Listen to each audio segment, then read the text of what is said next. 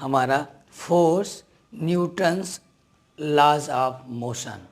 इसमें दोस्तों आपको हम एक चीज़ बहुत अच्छे से बताना चाहेंगे कि न्यूटन का मोशन का फर्स्ट लॉ क्या है।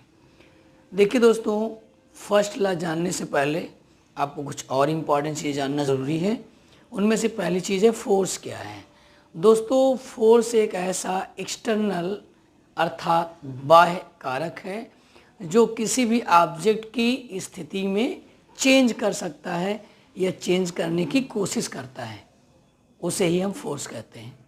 न्यूटन्स फर्स्ट लॉ क्या है कि अगर कोई भी ऑब्जेक्ट मोशन में है तो वो मोशन में ही रहेगी, और वो अगर रेस्ट में है तो वो रेस्ट में ही रहेगी जब तक उस पर कोई एक्सटर्नल फोर्स अर्थात बाह्य बल आरोपित न किया जाए।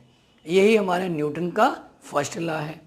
एग्जाम्पल के तौर पे, जैसे हम किसी गाड़ी में बैठे हों और अचानक गाड़ी चल दें तो आपने महसूस किया होगा कि हम पीछे की ओर झुक जाते हैं, गिर जाते हैं, अर्थात हम रेस्ट में थे, विरामावस्था में थे। जब गाड़ी स्टार्ट हुई तो वो मोशन में आ गई, गति की अवस्था में आ गई, लेकिन हमारा शरीर विरामावस्था में यानी रेस्ट में होने के कारण वो रेस्ट में ही बना रहना चाहता है, और जिसके कारण वो पीछे की ओर झुक जाता है। अब दोस्तों, दूसरा एग्जाम्पल हम देना चाहेंगे कि अगर जैसे कोई गाड़ी चल रही है, जैसे बस चल रही है, हम उसमें बैठे हुए हैं और उसमें अचानक ब्रेक मार दी जाए तो हम आगे की ओर झुक जाते हैं। क्यों? क्योंकि जब गाड़ी चल रही है तो वो मोशन में है, हमारा शरीर भी मोशन में है और ये मोशन में ही बना रहना चाहता है। लेकिन जैसे ब्रेक लगती है, जो गाड़ी है वो रेस्ट में आ जाती है, विरामावस्था में आ जाती है, लेकिन हमारा शरीर मोशन में था, गति की अवस्था में था, और वो गति की अवस्था में ही बना रहना चाहता है, मोशन में ही बना रहना चाहता है, इसीलिए वो आगे की ओर झुक जाता है। दोस्तों, दो एग्जाम्पल आपको समझ में आए होंगे। ये न्यूटन के फर्स्ट लॉ हैं मोशन के। और एग्जाम्पल हम आपको और देते हैं। अगर हमारे पास जैसे कोट है या कोई कम्बल है, उसको हमें साफ़ करना है, तो उसको साफ़ करने के लिए हम क्या करते हैं, एक छड़ी का इस्तेमाल करते हैं। छड़ी से उसको पीटते हैं, तो पीटने से क्या होता है, वो साफ़ हो जाता है। क्यों साफ़ हो गया? क्या कारण हुआ? क्योंकि जब उसमें छड़ी पड़ती है तो जहाँ पे छड़ी पड़ती है वहाँ का अगर कोट है तो कोट या कम्बल मोशन में आ जाता है, गति की अवस्था में आ जाता है, और उसमें जो धूल के पार्टिकल हैं वो रेस्ट में थे, विरामावस्था में थे, और वे विरामावस्था में ही बना रहना चाहते हैं, जिसके कारण कोट तो मोशन कर गया, आगे निकल गया, और वो पार्टिकल वहीं पे रह गए और वो कोट से बाहर आ जाते हैं और कोट साफ हो जाता है। दोस्तों, समझ में आया होगा। ये हमारा तीसरा एग्जाम्पल था। चौथा एग्जाम्पल, जैसे कोई आम का पेड़ है, उसकी डाल को हम तेज़ी से हिलाएं तो उसमें कुछ फल यानी आम टूट के नीचे गिर जाते हैं। क्यों नीचे गिर जाते हैं? क्योंकि जब हम डाल को हिलाते हैं तो डाल मोशन में आ गई, लेकिन उसमें जो फल लगे थे, जो फल रेस्ट में ही बने रहे, विरामावस्था में ही बने रहे, वे डाल से क्या हुए, टूट गए, और टूट के डाल से अलग हो गए और वो गिर गए। तो दोस्तों, ये हमने आपको 4 एग्जाम्पल बताए न्यूटन के फर्स्ट लॉ के। न्यूटन का फर्स्ट लॉ क्या है कि अगर कोई ऑब्जेक्ट मोशन में है तो मोशन में ही रहेगी, और अगर विरामावस्था में यानी कि रेस्ट टाइम पे है, रेस्ट पे है, तो वो रेस्ट में ही रहेगी जब तक उस पर कोई एक्सटर्नल फोर्स लगाया न जाए। यही हमारा न्यूटन का फर्स्ट लॉ है। दोस्तों, इसमें एक बात आती है, लीनियर मोमेंटम क्या होता है। लीनियर मोमेंटम क्या है? देखिए, कोई ऑब्जेक्ट होती है तो उसमें उसका मास होता है, और जब वो मोशन करती है तो उसमें वेलोसिटी यानी वेग होती है। तो उसका जो मास है और उसका जो वेग है यानी वेलोसिटी है, दोनों का जो मल्टीप्लाई होता है उसे ही हम कहते हैं लीनियर मोमेंटम, यानी कि रेखीय संवेग। इसको हम P से लिखते हैं, P = m × v। P is a vector quantity. Linear momentum क्या है? वेक्टर क्वांटिटी है, इसीलिए हमने इस पर वेक्टर लगाया है। और ये जो आपका वेलोसिटी v है, वेग, ये भी कैसी राशि है? वेक्टर क्वांटिटी है, इसीलिए इस पर भी हमने वेक्टर लगाया है। तो दोस्तों, एक ये आपका पहला फार्मूला आ गया इस लेसन का, लीनियर मोमेंटम क्या है, रेखीय संवेग क्या है, P equal to m into v. दोस्तों इतनी बात समझ में आ गई। अब हम आते हैं Newton's second law of motion. Newton का जो सेकेंड लॉ है मोशन का वो क्या है, उसको भी देखिए हम क्या करेंगे, इसी हम लीनियर मोमेंटम से ही उसको डिफाइन करेंगे। देखिए दोस्तों, आपने अभी आपको मैंने बताया कि P इक्वल टू क्या होता है, mv। P कैसा है, वेक्टर क्वांटिटी है, सदिश राशि है। ये वेक्टर क्वांटिटी क्या होती है, वे क्वांटिटी जिनमें डायरेक्शन और उसका रिजल्टेंट दोनों होता है, परिमाण और उसकी दिशा दोनों होती है, उसे हम वेक्टर क्वांटिटी कहते हैं। राइट दोस्तों, देखिए P equal to mv vector. देखिए न्यूटन का सेकंड लॉ क्या है, न्यूटन ने बताया कि किसी भी ऑब्जेक्ट में जो भी लीनियर मोमेंटम का चेंज होता है वह चेंज उस पर लगाए गए फोर्स के डायरेक्टली प्रोपोर्शनल होता है। अर्थात अगर कोई ऑब्जेक्ट चल रही है, उसकी वेलोसिटी यानी वेग में हम चेंज करते जाएं, उसको बढ़ाते जाएं, तो उसके बढ़ाने से उसके लीनियर मोमेंटम अर्थात रेखीय संवेग में जो परिवर्तन होता है, उसकी जो दर होती है, उसका जो रेशियो होता है, वह उस पर आरोपित लगाए गए फोर्स के अर्थात बल के डायरेक्टली प्रोपोर्शनल होता है। अर्थात F directly proportional dP upon dt। चूँकि ये वेक्टर क्वांटिटी है तो ये भी वेक्टर क्वांटिटी है। अब देखिए यहाँ पे P की वैल्यू रख लेंगे तो ये आ जाएगा हमारा F vector directly proportional d upon dt, और P की वैल्यू क्या है, mv वेक्टर। ओके दोस्तों, समझ में आ रहा होगा। अब देखिए डिफरेंस किस में होगा, उसकी वेलोसिटी में होगा, मास में नहीं होता है। तो इसको हम आगे हल करेंगे, तो इसी को लिख सकते हैं F vector directly proportional, m बाहर आ गया, dv वेक्टर अपॉन dt।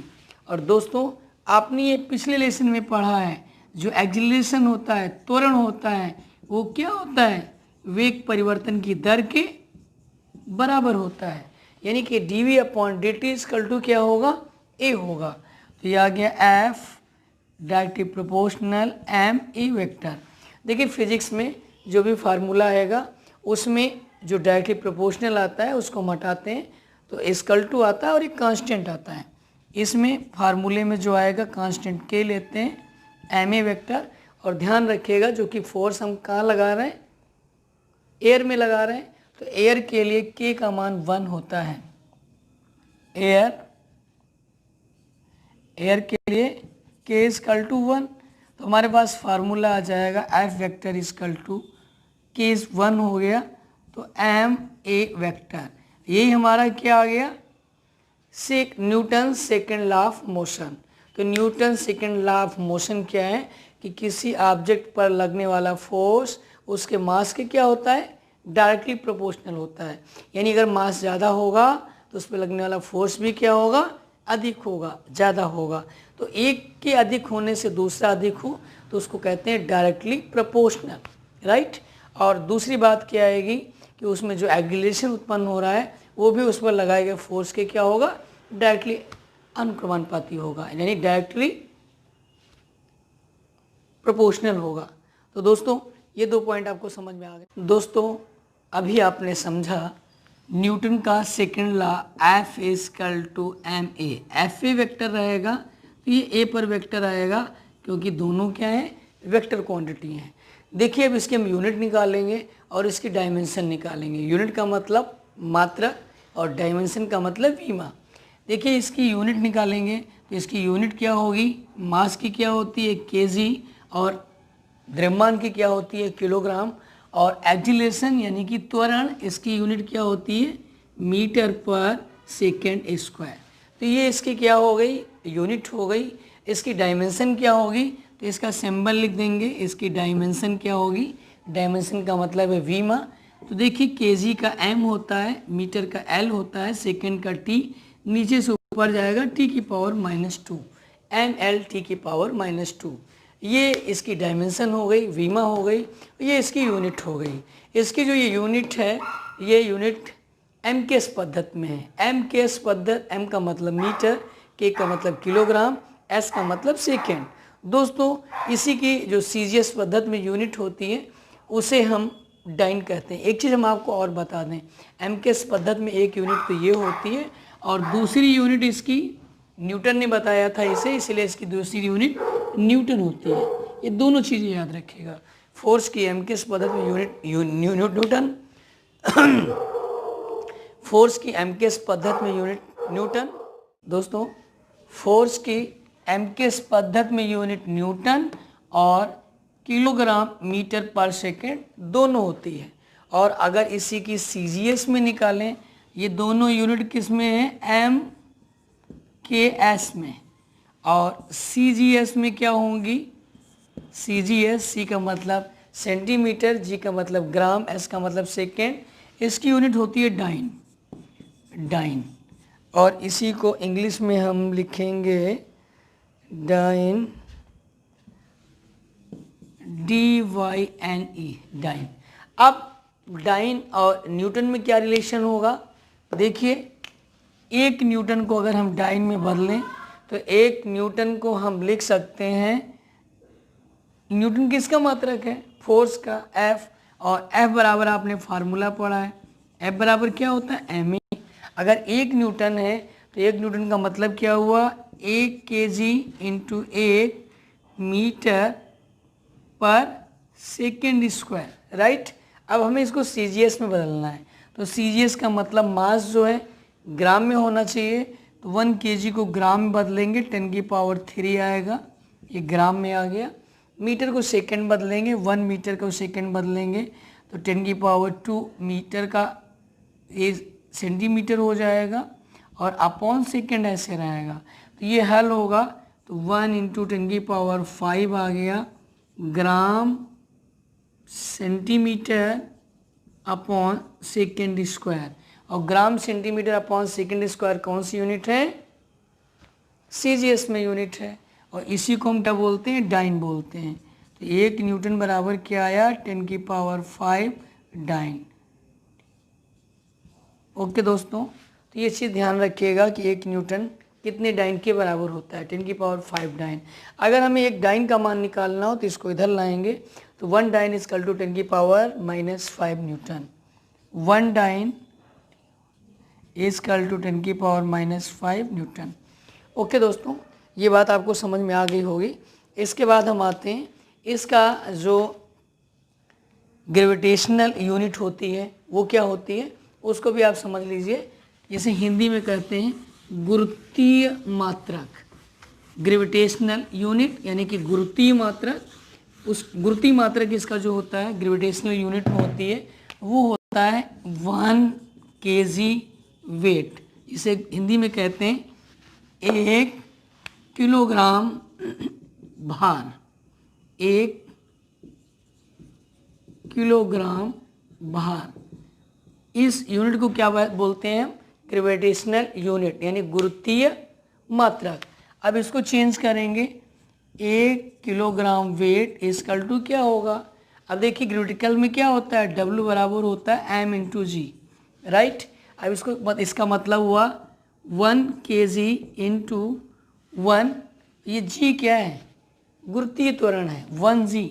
अब इसकी वैल्यू रख दीजिए 1 kg, और g का मान क्या होता है 9.8 यूनिट मीटर पर सेकेंड स्क्वायर, तो ये कितना आएगा 9.8 किलोग्राम मीटर पर सेकेंड स्क्वायर। यानी ये हमारा मान आ गया कि अगर कहीं पर 1 kg वेट लिखा होगा, 1 kg वेट अगर कहीं पे लिखा है तो उसकी वैल्यू कितनी होगी 9.8 kg मीटर पर सेकेंड स्क्वायर। ये चीज़ आप ध्यान रखिएगा, न्यूमेरिकल में काम आएगी। ओके दोस्तों, इसके बाद हम लोग आगे आते हैं। इम्पल्स क्या है, इम्पल्स ऑफ फोर्स। इम्पल्स क्या है, अगर किसी ऑब्जेक्ट पर बहुत कम समय के लिए फोर्स लगाया जाए तो जो फोर्स की गणना है उसे हम इम्पल्स से करते हैं। तो इम्पल्स बराबर क्या होगा, इम्पल्स को हम आई से लिखते हैं, आई इक्वल टू क्या होगा F into I equal to क्या होगा, I equal to F into delta T, right दोस्तों। इम्पल्स क्या है? अगर किसी ऑब्जेक्ट पर बहुत कम टाइम के लिए फोर्स लगाया जाए तो फोर्स की जो हम कैलकुलेशन करते हैं उस इम्पल्स में करते हैं। इम्पल्स इक्वल टू क्या है? लगाया गया force into duration of time, यानी F into D T. Okay दोस्तों, इसको देखिए हम थोड़ा सा हल करेंगे। आप जानते हैं F इक्वल टू क्या होता है? एम ए होता है, m a into delta t. M a की वैल्यू आपने पढ़ी है, क्या होती है? Delta v upon delta t into delta t. Delta t क्या हुआ? कैंसिल हो गया, तो आई इक्वल टू क्या आया? M into delta t. अब डेल्टा टी क्या है? आप जानते हैं कि एम इंटू डेल्टा वी बराबर एम वी होता है, तो यहाँ पर क्या आ जाएगा? ये आ जाएगा डेल्टा पी। डेल्टा पी का मतलब है संवेग में परिवर्तन, यानी संवेग में परिवर्तन क्या हुआ? इम्पल्स के बराबर हुआ, यानी किसी का इम्पल्स क्या होगा? आवेग क्या होगा? उसका जो संवेग परिवर्तन होगा। ओके दोस्तों, और इसी को हम कह सकते हैं कि संवेग परिवर्तन की दर आरोपित बल के बराबर होती है। अब देखिए यहाँ से अगर हम इसका मान इसमें रखें, डेल्टा टी नीचे आएगा, एफ बराबर क्या आएगा? Delta P upon delta T. Okay दोस्तों, तो ये चीज़ आप ध्यान रखिएगा। अब देखिए हम दिखा दे रहे हैं आपको, इसकी वैल्यू यहाँ पे रखेंगे तो एफ डेल्टा टी बराबर किसके आया? डेल्टा पी के आया। यानी किसी वस्तु के लीनियर मोमेंटम में जो चेंज होगा, डिफरेंस होगा, वो उसके फोर्स और टाइम, ड्यूरेशन ऑफ टाइम के मल्टीप्लाई के इक्वल होगा। ओके दोस्तों, तो ये तो आपका अगला एक फार्मूला आ गया, इसको याद रखिएगा, ये भी न्यूमेरिकल में आएगा, हम आपको बताएंगे। उसके बाद हम आते हैं Newton's third law of motion. Newton का थर्ड लॉ क्या है? कि जितनी हम क्रिया करते हैं उतनी ही अपोजिट डायरेक्शन में क्या होती है? प्रतिक्रिया होती है, अर्थात एक्शन रिएक्शन। जितना एक्शन होगा उतना ही अपोजिट दिशा में रिएक्शन होगा। तो दोस्तों न्यूटन थर्ड लॉ क्या है? एक्शन रिएक्शन लॉ भी इसे कहते हैं कि जितना किसी ऑब्जेक्ट पर हम एक्शन करते हैं उसके अपोजिट दिशा में उतना ही रिएक्शन होता है। एग्जाम्पल के तौर पे अगर हम रॉकेट को छोड़ते हैं तो रॉकेट से जो ईंधन निकलता है वो एक्शन होता है, और उसके रिएक्शन में रॉकेट क्या होता है? ऊपर की ओर दौड़ता है। पहला एग्जाम्पल। दूसरा एग्जाम्पल, बंदूक से जब हम गोली चलाते हैं तो गोली जो निकलती है वो एक्शन होती है, और बंदूक जो पीछे हटती है वो रिएक्शन होता है, राइट। घोड़ा गाड़ी जब चलता है घोड़ा, तो ये जो अर्थ है उसको पीछे की ओर दबाता है, तो अर्थ घोड़े पर फोर्स आगे की ओर लगाती है और गाड़ी आगे की ओर दौड़ती है। तो दोस्तों ये न्यूटन्स का थर्ड लॉ था कि एक्शन और रिएक्शन दोनों एक ही ऑब्जेक्ट पर होता है, जितना एक्शन होता है उतना ही रिएक्शन होता है। ओके दोस्तों, अब आगे हम बढ़ते हैं इसी में law of conservation of linear momentum. ये क्या है? ये ध्यान रखना है कि अगर कोई ऑब्जेक्ट है तो उस ऑब्जेक्ट में अगर वो किसी ऑब्जेक्ट से दूसरे ऑब्जेक्ट से टकराती है तो उसके पहले का लीनियर मोमेंटम उसके बाद के लीनियर मोमेंटम के इक्वल होता है। इसे ही कहते हैं conversion of linear momentum law. अब देखिए इसके लिए, अब जैसे हमारे पास दो ऑब्जेक्ट है, एक ऑब्जेक्ट हमने मान लिया ये है, दूसरी ऑब्जेक्ट ये है, इसका मास m1, इसका मास m2, इसकी जो है first speed initial speed u1 और इसकी u2। ये इस डायरेक्शन में आ रहा है, ये इस डायरेक्शन में आ रहा है, दोनों यहाँ पर आके क्या हुए? दोनों टकरा गए, राइट। टकराने के बाद इसकी वेलोसिटी v1 हो गई, इसकी v2 हो गई, मास तो इसका ही रहेगा, राइट। तो law of conversation of linear momentum क्या होगा कि ये जो टक्कर हुई, टकराने के पहले का जो इनका लीनियर मोमेंटम था वह टकराने के बाद की लीनियर मोमेंटम के इक्वल होगा। इसका लीनियर मोमेंटम क्या होगा? टकराने के पहले का m1 u1 प्लस इसका क्या था? m2 u2, दोनों को ऐड कर लेंगे। फिर से सुनिए, इनके टकराने के पहले का लीनियर मोमेंटम यानी इसका m1 u1 प्लस इसका m2 u2, ये इक्वल टू क्या होगा? टकराने के बाद का दोनों का, यानी m1 v1 plus m2 v2। Okay दोस्तों, यही क्या है? Law of conversation of linear momentum. तो दोस्तों ये आपका अगला फार्मूला आ गया, इसको ध्यान रखिएगा, ये भी बोर्ड में अभी एग्जाम में अभी इसके न्यूमेरिकल्स बताएंगे, उसमें काम आएगा।